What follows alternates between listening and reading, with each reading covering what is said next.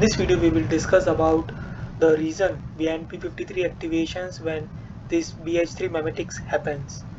So, in order to find out the main reason, what they did is they use this TRP53 knockout cells, control cells, and also this some of the MOMP factors knockout cells. And previously, they have published in one of their previous paper. They have published informations that published evidence that BH3 mimetics does not create DNA damage. So BH3 mimetics through DNA damage does not trigger p53, as p53 also triggers when DNA damage occurs. So that possibility has been ruled out. So now they wanted to see whether this MOMP or mitochondrial outer membrane permeabilization factors cause p53 activations or not.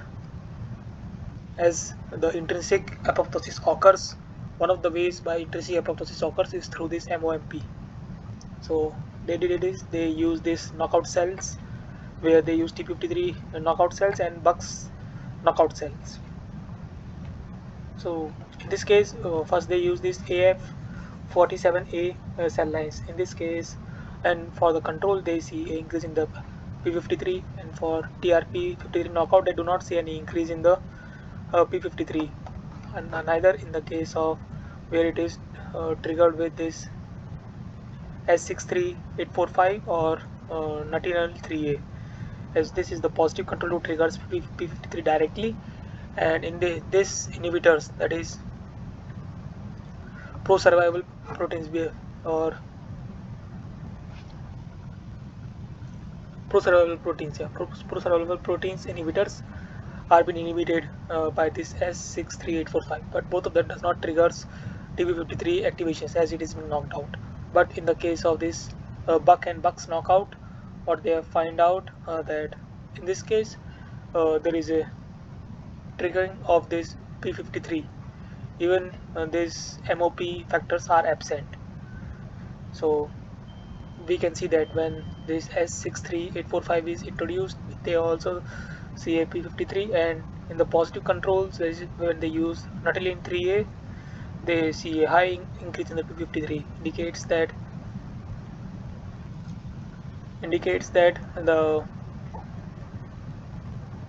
this decrease in the pro-survival proteins, that is we have discussed here, pro-survival proteins, that is BH2 family proteins, somehow triggers MOMP or mitochondrial outer membrane permeabilizations that will trigger intrinsic apoptosis.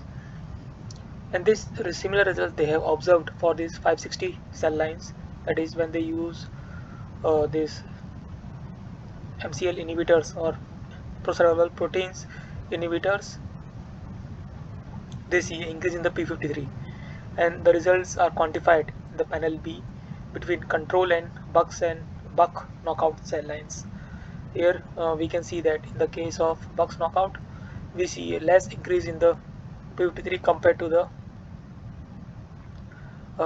the control case. So here we are not directly measuring p53, but the genes that are upregulated when the p53 is been upregulated, those genes we are measuring.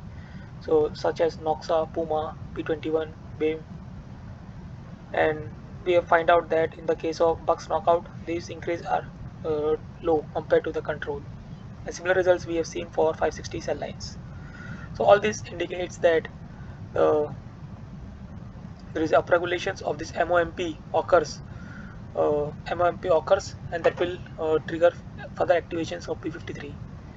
As in the absence of this knockout, the overall amount of these MOMPs goes down, and thereby therefore we see low increase in the p53 activation factors of p53 upregulated genes. And they did the similar experiments on these DOHH2 cell lines also, and here also they see a similar kind of results, that is p53 is upregulated. So in the control case, they see slightly upregulations of p53 when they use Nutinal 3A, even in p53 knockout. But for the Buck knockout, they see a significant increase but it is lower than the control case. That is the control case. So all these all three cell line results pointed towards that this BH3 mimetics somehow upregulates this MOMP. It is mitochondrial outer membrane permeabilizations that will trigger intrinsic apoptosis through mitochondria. So I hope now you understood what could be the mechanism of p53 activations when BH3 mimetics occurs or BH2 pro-survival proteins gets inhibited. If you need to understand more about these experiments in detail, you can go through the reference that has been provided in the description. That's all for this video. Thank you for your time.